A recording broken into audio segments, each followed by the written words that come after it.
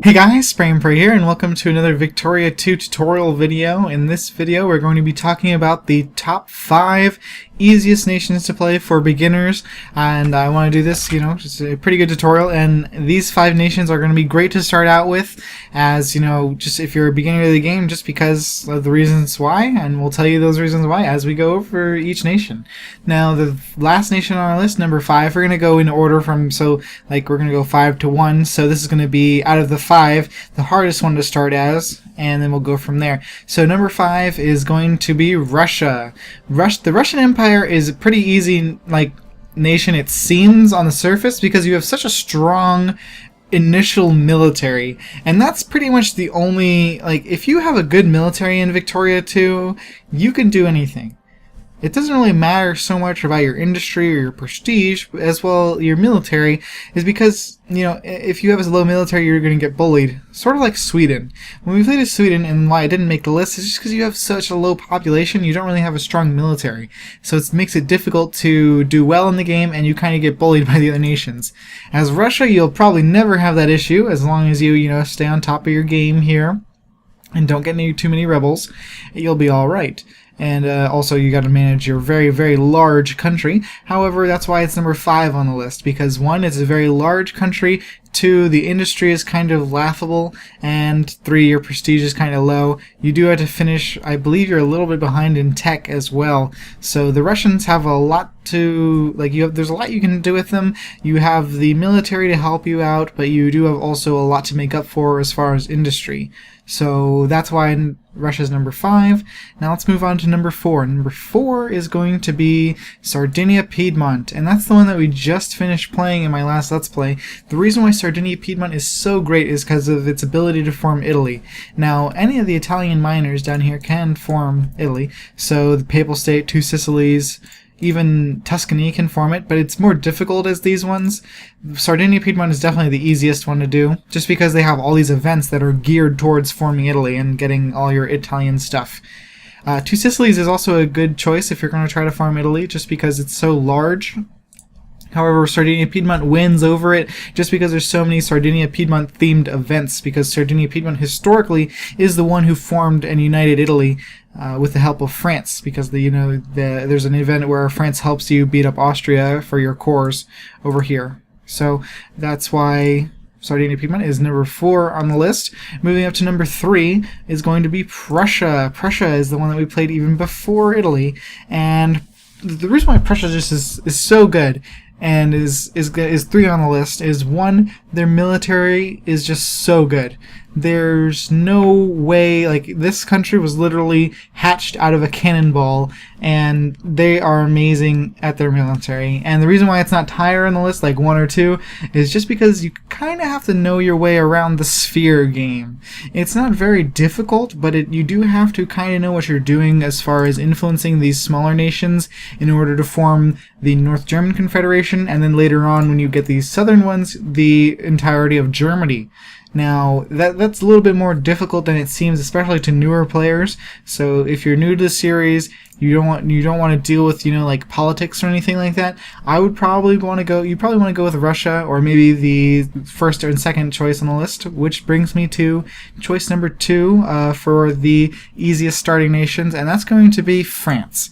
Now, it was really close between France and the United Kingdom for this slot, and the reason why France won over the United Kingdom for one of the easiest nations to play is just because the United Kingdom, while it seems easy, while it seems like you've all this land, all this power, you're the number 1 of pretty much everything, and you can just go kick ass, right? Well, yeah, that's kind of true. However, you do start off in a kind of very spread out. And this is, I believe, why the British failed, and eventually, why they fell, is because they spread themselves too thin. Same with the Romans, same with, everyone before them, is that the British got spread too thin. The colonies, they couldn't even put down a simple revolt in their colonies. and you're going to have to deal with these issues as the United Kingdom. You're going to have revolts and invasions in all these little areas, and as a new player, it's going to be very overwhelming, and that's why the United Kingdom is not on this list. France, on the other hand, is very centralized.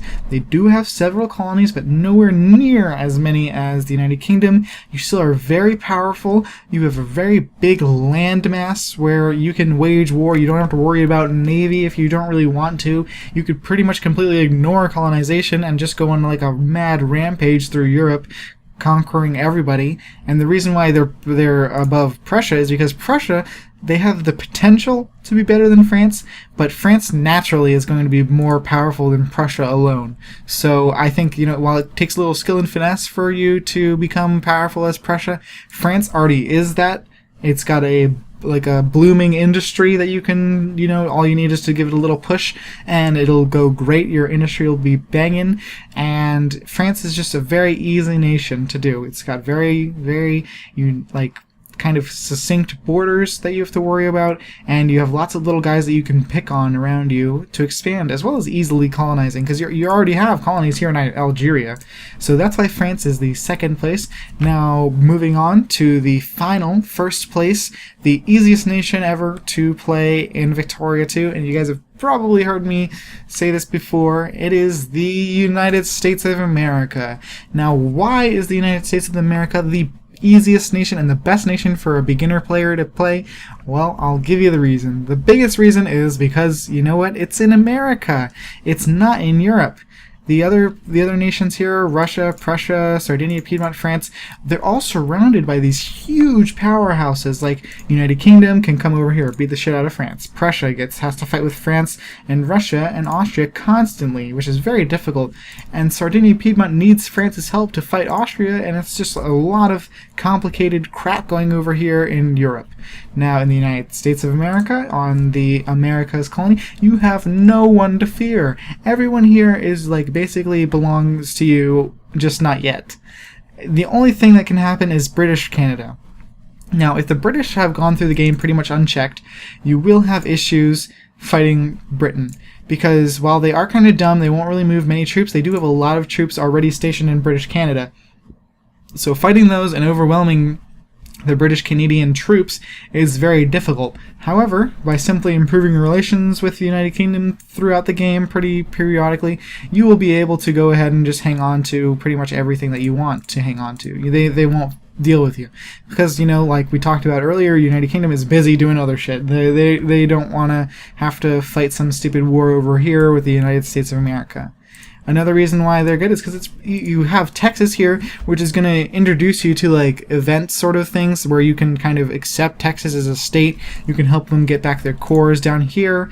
And then there's, of course, Mexico, who is a worthy adversary and underestimated. If you're looking for a challenge, but to have some fun, playing as Mexico is actually really cool, just because you get the chance, to fight the USA. It's going to be a little bit more challenging. However, the USA can be beaten, which is why it's nice to play, because you get to be a beginner, you get to experience maybe losing a war to Mexico, which is not the end of the world, of course, as you'll realize later down the game, but eventually you'll start to smash Mexico and you'll feel really good about yourself, and that's kind of how I felt when I played the United States. It also introduces you to colonization before Africa, because when Africa kind of goes for everybody's trying to colonize Africa at once, that's kind of an insane thing to just drop yourself into. If you've just been playing as France, fighting little wars all the time, and all of a sudden you have to do this weird colonization thing, you're going to have no idea what to do. As the United States, however, you have colonies right next to you, or you're going to start colonizing immediately as the game starts, so there's no reason why you shouldn't be familiar with these colonization mechanics when it comes time to colonize Africa. So the United States is very good. It's very good. And then later on you get to fight the Civil War, which is very easily won. Pretty much the North always wins. There's no really way for the South to win unless you actually build only troops in the South and pretty much force them to win. But that's if you want to be the Confederacy, which is a challenge in its own right and could be looked into. Well, it's just because the United States is so isolated It has so much potential. You can take over the coast of California, and then you can go and attack China and make colonies. You can colonize the entire Pacific. You can shut down Japan before World War II. It's just, whatever you want to do as the United States. It's kind of like the world over here. The Americas and Asia are your oyster. You can do everything that you want to do over here. And you don't have to worry about these European powerhouses jumping down your throat every time you get close or get angry, or if you have something that they want. They don't care about you most of the time. So the United States is the #1 easiest nation to play as a beginner. I hope this little top 5 guide helped you. If you'd like to see more top 5 guides like this sort of style of tutorial, I would be more than happy to do them. I think the next tutorial we're going to do is going to be just one of the ones like the other one where we're going to go to discuss a topic and instead of the top 5. But anyways, if you have suggestions, like I said, just put them in the comments below. Thanks so much for watching. I hope you enjoyed. Spray and pray out.